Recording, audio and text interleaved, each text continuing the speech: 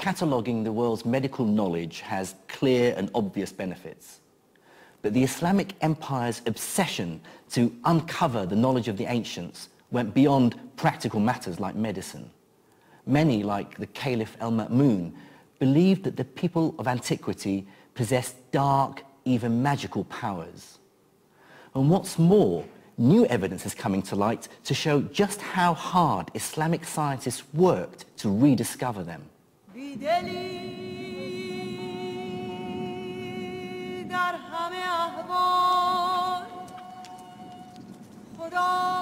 To find out about that story, I have to visit the harsh burnt yellow of the Sahara Desert in Egypt.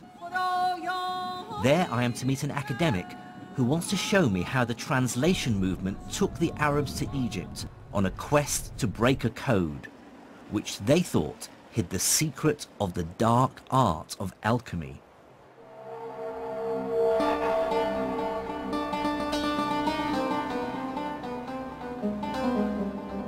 This is Saqqara, a necropolis or graveyard of the ancient pharaohs. Over a 10-acre site, it's a collection of burial chambers and step pyramids that were built in the 3rd millennium before Christ. These are said to be among the oldest stone buildings in the world. Mind the step here? Archaeologist Dr. Okasha Al-Dali is my guide. He was about to reveal the most astonishing story of my journey so far. Oh, look at that. Like most people, I believed that Egyptian hieroglyphs had remained completely undeciphered until the 19th century. Then came the chance discovery of the famous Rosetta Stone. This stone had the same inscription written in both hieroglyphs and Greek. It provided the crucial clues which British and French scholars used to decipher the writings of ancient Egypt. That's the usual story one hears. But Dr. Al-Dali has made a discovery that dramatically alters it. He has recently unearthed a number of rare works by the Islamic scholar Ibn Wahshiyya. What he did was figure out a correspondence between hieroglyphs like these and letters in the Arabic alphabet. If you look here, for example, at Ibn Wahshiyya's manuscript, you see he's giving us the Egyptian hieroglyphic signs that have phonetic value underneath. Yes, and they have the phonetic value in Arabic underneath. So look very carefully at this one. He says seen underneath that seat. Yes. Now look at this seat here.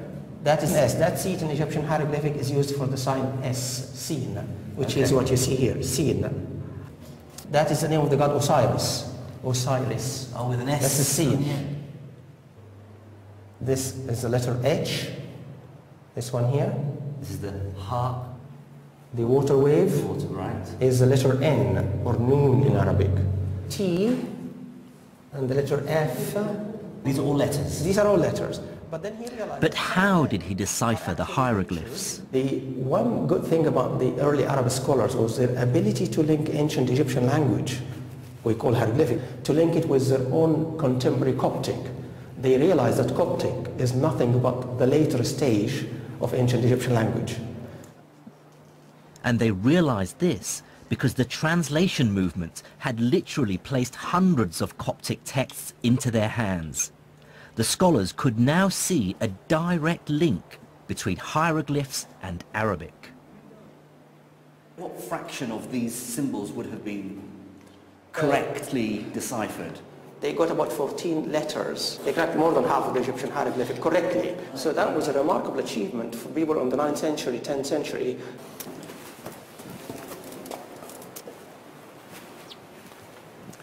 Well, that's probably the biggest revelation for me so far on my travels, that Egyptology didn't begin in the 19th century. Yet again, it seems that Islamic scholars actually cracked hieroglyphics, and they cracked it for strange reasons. They cracked it because they were interested in astrology and alchemy. But here is another example of this amazing translation movement. They weren't just translating Greek and Indian and Persian texts, they were translating Egyptian hieroglyphics as well. Absolutely incredible.